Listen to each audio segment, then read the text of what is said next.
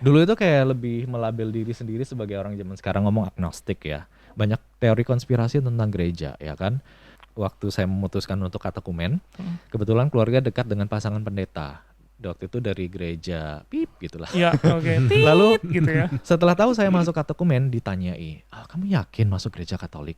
Tapi di sisi negatifnya, eh, anak-anak itu banyak yang tidak memiliki momen transisi.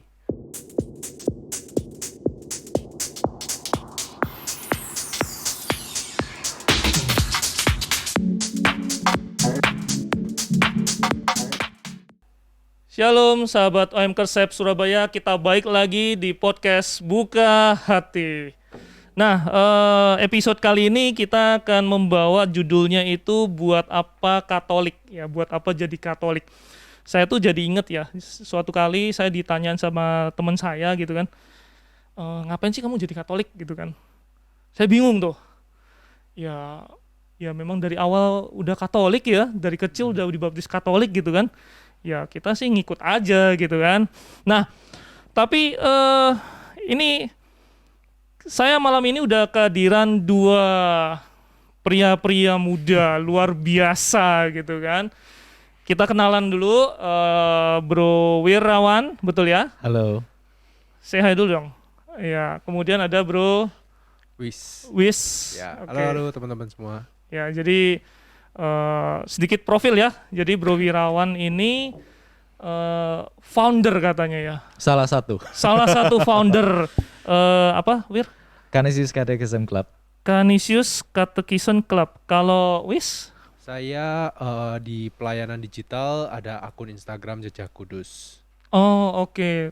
Ini dua-duanya dari satu, karena tadi aku lihat udah akrab banget ya.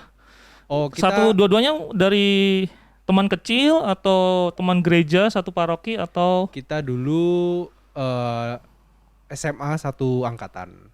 Cuman waktu SMA sih kita nggak terlalu, dia anak kelas prestasi soalnya, jadi agak elit. Dia anak Kaum- populer. Oh. Kalau saya yang cupu-cupu gitu yang agak Iya, terpinggirkan. Iya. Bisa aja. Oke, Wir, sama Wis ya. Saya dengar salah satu ada yang baptis dewasa, ada yang baptis dari kecil. Yang baptis dewasa, Wir ya. Iya. Oke, yang berarti yang Wis baptis dari bayi, Wis. Dari bayi. Betul. Dari bayi ya. Betul. Oke. Ya.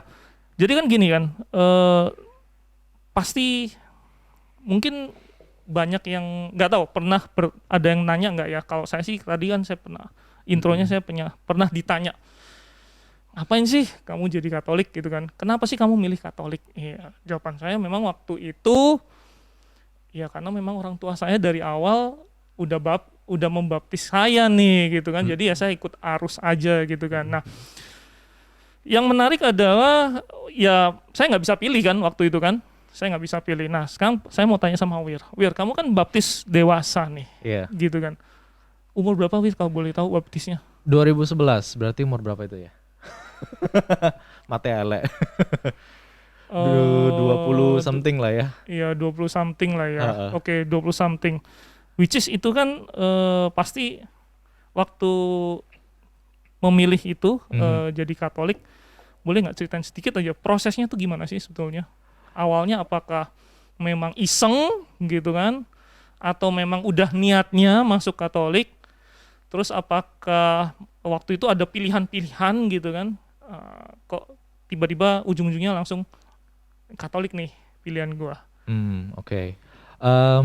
Sebenarnya dari dulu tidak ada niatan sama sekali untuk menjadi seorang Kristen, apalagi yang Katolik.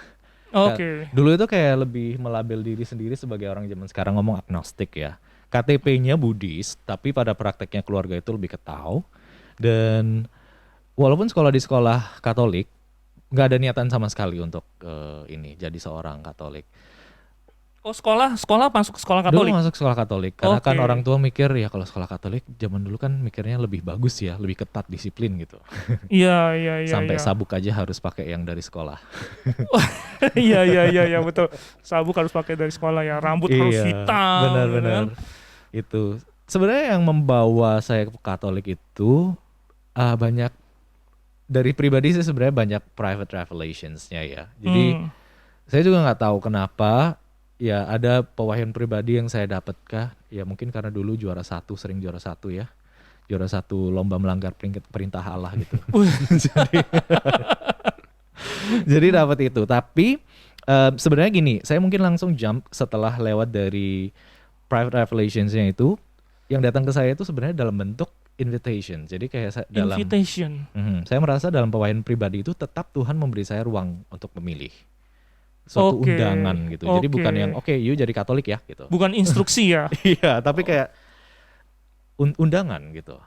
Seperti Oke. itu. Dan waktu itu pergumulan yang paling jelas dan yang mungkin membawa ke saya hari ini adalah ketika saya setelah dari pengalaman rohani itu, oke Tuhan manggil saya mau ikut.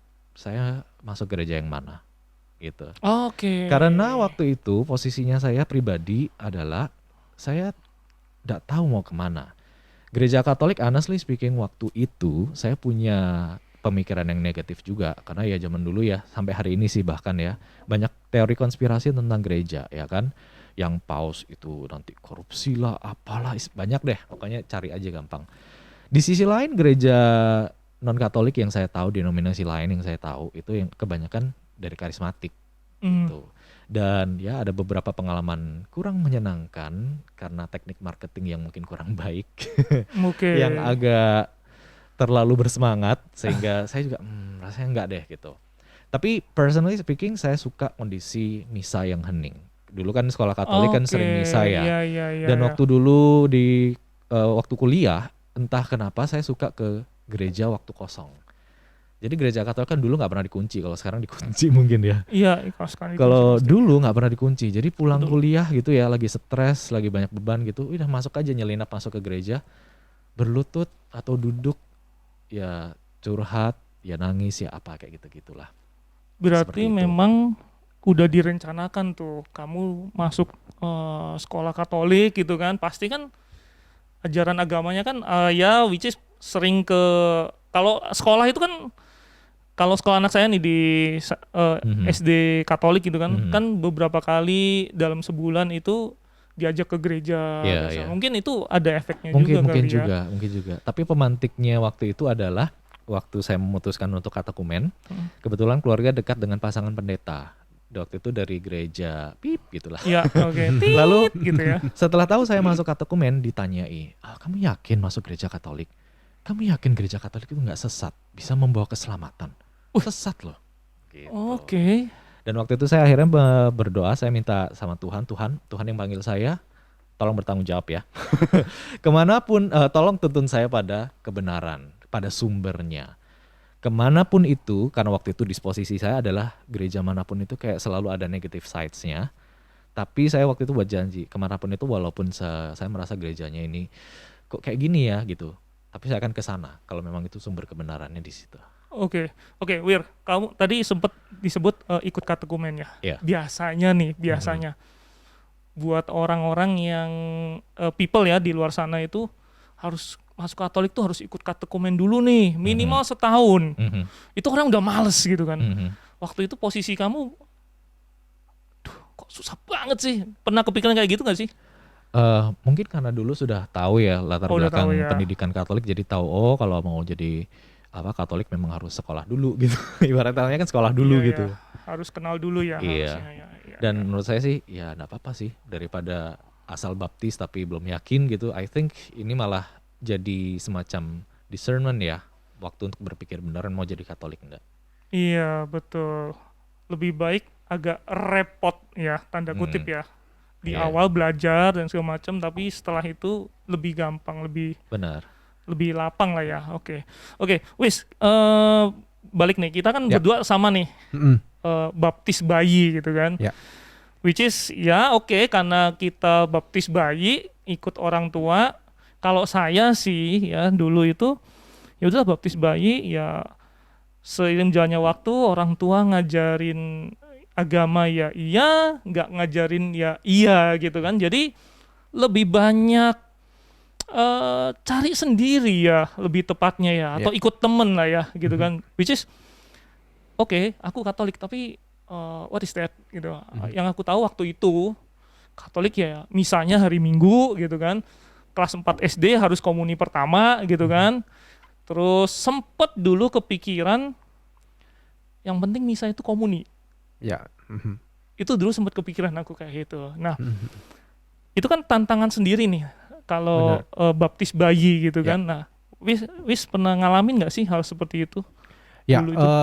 pasti pernah sih. Karena apa yang Andika alamin dan apa yang tadi disebutkan itu menurutku pengalaman yang normal untuk anak-anak di fase remaja, anak-anak yang belum terlalu mengerti, yang terutama khususnya apalagi yang seperti Andika alami dan juga aku alami mungkin dengan ya perbedaan dan persamaannya. Ya. Tetapi yang aku bisa tarik satu benang yang kita alami bersama di Indonesia, karena aku dulu kuliah di Amerika, jadi aku agak sedikit bisa membandingkan antara kedua environment lingkungan Ya. umat Katolik di Indonesia Iya. dan juga di Amerika, bahwa di Indonesia itu memang kebanyakan anak-anak remaja atau anak-anak Katolik itu mereka masih melihat agama itu sebagai sesuatu yang diberikan oleh orang tua. Jadi Iya, kayak yang iya, iya. diatur Yes, oleh orang yes, tua. Jadi yes. ini udah sesuatu yang kita atur, yang kita harus nurut. Karena apa? Karena orang tua mengatur kita. Iya, iya. Dan ya to a certain degree it's good gitu. Kalau kita bandingkan dengan misalnya statistik gereja-gereja Katolik di Eropa, yang mana mereka hanya ke gereja itu pada saat pembaptisan sama nanti pada saat nikah. Jadi Oke, kayak iya, in the iya. middle itu missing gitu. Makanya kalau kita Iya. ke luar negeri misalnya atau siara, kita jarang menemukan anak muda di gereja-gereja di Eropa. Di Yes. Indonesia kita melihat sangat hidup, ya kan, ada sekolah minggu, ada Betul, banyak kegiatan betul. So it's ada positifnya ada negatifnya gitu. On the positive side, we keep the children in the church, ya, anak-anak kita Yes. nggak terlantar lah istilahnya. Betul. Mereka tetap ada di sini. Tapi di sisi negatifnya, anak-anak itu banyak yang tidak memiliki momen transisi. Transisi apa? Transisi dari iman Katolik sebagai sesuatu yang diberikan orang tua menjadi iman milik saya sendiri. Yes. Itu yang transisi itu yang belum umum kita temukan, baik dari segi prosesnya atau dari segi pendampingannya. Itu yang aku melihat masih ada titik kekurangan di lingkungan gereja kita sekarang. Yang Iya, mana iya, kalau iya, kita iya. bandingkan dengan kayak Wirawan, Baptis Dewasa, itu kan mereka langsung memilih iman ini sebagai pilihanku. Iya. Nah, Secara sadar ya. secara Iya. sadar. Secara sadar. Sedangkan kita yang dibaptis dari kecil, ada orang yang mengalami momen itu, memilih transisi itu. Misalnya kayak saya, momennya kapan sih? Kalau saya melihat ke belakang, salah satu momen besarnya adalah ketika saya harus kuliah ke Amerika, which is jauh dari keluarga, gak kenal siapa-siapa, lingkungan yang baru. Akhirnya iman Kristiani atau ke gereja itu benar-benar menjadi keluarga kedua, menjadi sesuatu yang saya pilih untuk saya pegang, yang saya pilih untuk saya percaya. Tapi itu pun karena ada faktor itu gitu, harus merantau. Nah, tapi kan tidak semua orang Iya, bakal iya. mendapatkan momen itu gitu kan. Yes, betul. Jadi ada juga umat Katolik yang baptis dari bayi yang tidak pernah mengalami transisi itu. Makanya sampai besar, sampai dewasa, sampai berkeluarga, sampai dia punya anak, ya prinsipnya tetap sama. Pokoknya ke gereja itu ya udah rutinitas, harus hari Minggu ke sini, ngajarin anaknya pun juga udah, yang penting hari Minggu kita ke gereja. Setelah itu ya itu urusan Iya. beda gitu, urusan gitu. Jadi aku melihat perbedaannya adalah di transisinya itu. Momennya itu ya. Momennya itu. Kita yang sudah baptis dari kecil pun menurutku tetap perlu melewati proses transisi itu. Iya, iya, iya. Kadang memang saya juga mengalami hal. Saya setuju sih yang Wis katakannya. Missing point-nya itu di situ, karena seingat saya nih waktu dulu, Mama, yaudahlah, pokoknya misa hari Minggu harus ikut misa, gitu kan? Nggak boleh lewat komuni, gitu kan? Terus kalau bisa lu ikut sekolah Minggu deh, belajar. Jadi ya that's why itu yang akhirnya kita mencari sendiri dengan mungkin beda ya, kalau Wirawan tadi kan mencari sendiri tapi dia udah besar. Betul. Dia udah punya beda dengan kalau kita aku waktu kecil yang tanda kutip masih pikiran kanak-kanak terus harus cari Tuhan Yesus ki sopo toh gitu kan. Iya. Terus Katolik ini kayak gimana toh? Kan mungkin beda ya penangkapannya ya. Betul. Dan iya kalau mau cari itu kan. Iya. itu udah bagus kalau mau cari itu udah bagus gitu. Padahal Kan kalau- banyak banyak orang yang cuma melihat malah agama atau misa itu sebagai suatu halangan ya kan, kayak hari Minggu, ngapain sih bangun pagi-pagi nonton Iya, aja iya, atau iya, pergi iya. ke Benar. mall atau gini. Akhirnya kan banyak orang yang itu tadi yang tidak bisa melewati fase itu, fase dalam tanda kutip ya, bukan ngomong negatif, tapi secara imannya itu masih kanak-kanak. Meskipun dia sudah dewasa, tetapi imannya itu masih iman kanak-kanak, dalam arti Iya, iman yang diatur oleh orang tua, bukan menjadi iman yang bertanggung jawab atas imannya. Benar. Mungkin dulu cara baptis bayinya harus seperti cara baptis Wis dulu waktu bayi. Dia cara baptisnya beda kok. Dia dituangin air sucinya dituangin satu bejana gitu. Makanya jadi kayak gini sekarang. Sobat Onkers, saya lupa nih. Jadi Wis ini adalah founder ya. Ya. Founder dari account ya Wis, Ya, account Jejak Instagram. Kudus Jejak. Jadi jangan lupa juga follow Jejak Kudus dan Canisius Katekisme. Ya, oke. Yes, itu memang tantangan tersendiri ya Wis ya, baptis kecil. Tapi ada satu statement yang tadi Wis ngomong soal merantau itu pada akhirnya kita tahu nih, merenung pada akhirnya. Itu juga pernah aku alamin sih sebetulnya. Waktu itu kan sempat juga di 1 tahun ke luar ya. Di sana itu, jadi sebelum saya ingat kuliah terakhir, tahun terakhir, dari kecil sampai kuliah tahun ketiga, itu kalau mama saya bilang, ayo jadi Miss Dinar. Ya. Karena waktu itu kan memang Katolik ini apa tau, aku kan cuma KTP dan segala macam. Begitu di tahun keempat kuliah pergi sendiri, baru kerasa itu Wis.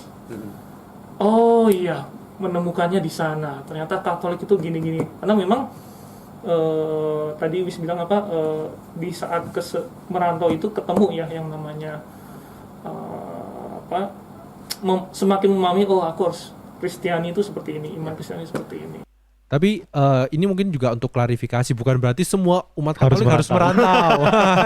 Itu enggak gitu juga. Cuman kenapa kok merantau itu bisa menjadi sebuah momen transisi kalau aku melihat ke belakang adalah sebenarnya seiring dengan kita bertambah dewasa dan kita juga belajar untuk bertanggung jawab dan kita mulai merasakan bahwa keputusan-keputusan kita itu punya konsekuensi.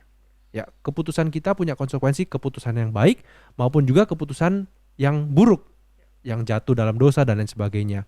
Dan ketika saya merantau karena ya tidak ada keluarga untuk ini, ya akhirnya harus berhadapan dengan konsekuensi-konsekuensi itu dan berhadapan dengan realita bahwa oh ternyata perbuatan saya itu ada konsekuensinya seperti ini, dan apa yang harus saya lakukan untuk meresolve atau untuk memperbaiki kesalahan yang sudah saya lakukan. Dan di situ saya menemukan jawabannya di dalam iman Katolik, khususnya di dalam sakramen pengakuan dosa. Jadi selain dari merantau tadi, menurut saya ketika kita belum bisa menghadapi realitas dosa, kita belum akan benar-benar bisa menjadi umat Katolik yang sesungguhnya. Karena apa? Karena kalau kita merasa kita hidupnya baik-baik aja, which is banyak orang yang statusnya Katolik, baptis dari kecil maupun baptis dewasa, tapi mereka nggak merasakan realitas dosa, bahwa konsekuensi dari dosa itu apa sih. Kalau mereka nggak tahu bobot dosa yang mereka lakukan, mereka nggak akan butuh Tuhan, mereka nggak akan butuh sakramen, mereka nggak akan butuh gereja. Jadi itu juga salah satu momen titik balik, conversion. Kalau bukan conversion lah, karena kan bukan convert, reversion ya, kembali menghidupi kembali adalah ketika saya benar-benar menghadapi realitas dosa yang saya lakukan dan harus berhadapan dengan konsekuensinya. Dan waktu itu ya akhirnya bertanya, Tuhan, layakkah aku gitu? Kayak Engkau yang begitu mengasihi tapi aku yang begitu hina seperti ini, layak nggak aku untuk melayani engkau, untuk mengasihi engkau, atau bahkan untuk engkau kasihi gitu.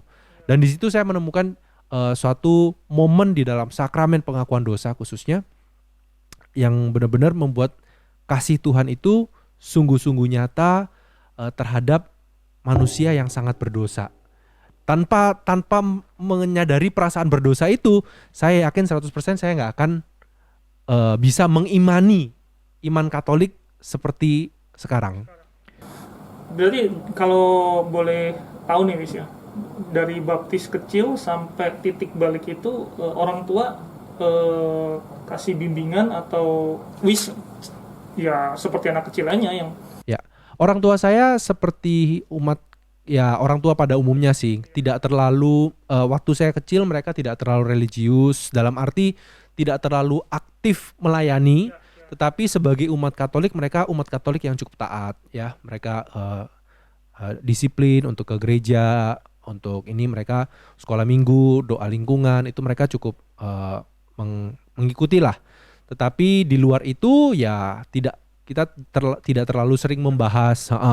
Jadi memang untuk sampai pada titik balik itu proses yang berjalan kayak tadi disampaikan ke Wirawan juga sih, sesuatu yang Tuhan udah atur gitu. Bukan karena saya tiba-tiba kayak pengen belajar begini-begini, enggak, tapi ya kayak sebuah proses yang natural yang seperti bola salju lah, mengalir dari satu titik ke titik yang lain sampai sekarang. Pokoknya ternyata kalau setelah dipikir-pikir, Tuhan ini udah ngatur dari kayak awal ternyata langsung gitu ya. ketemu benang merahnya. Ini tujuannya ini tujuannya gitu. Nah, Wir, kan waktu itu kan sempat akhirnya memilih gereja Katolik, ya kan? Ada pertentangan atau ada pertanyaan nggak sih dari orang terdekat? Ya kalau yang salah satu yang dari saya ini tadi ya pasangan pendeta itu, karena memang mereka dekat dengan keluarga saya dan kayak kita sering ya acara bareng, cukup dekat lah gitu. Dan itu Nanti pendetanya dikasih link video ini. boleh juga, ide bagus. Iya, tapi kalau pertentangan kalau dari keluarga dekat saya sebetulnya enggak, karena miraculously waktu itu ya karena saya punya istilahnya pengalaman rohani sendiri, keluarga saya juga dapet.